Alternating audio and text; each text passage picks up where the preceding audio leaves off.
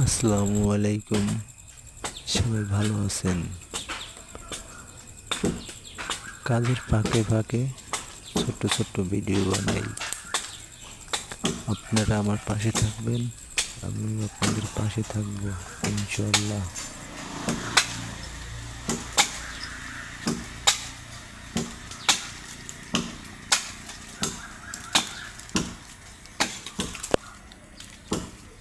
কি করো? এই তো বাবা।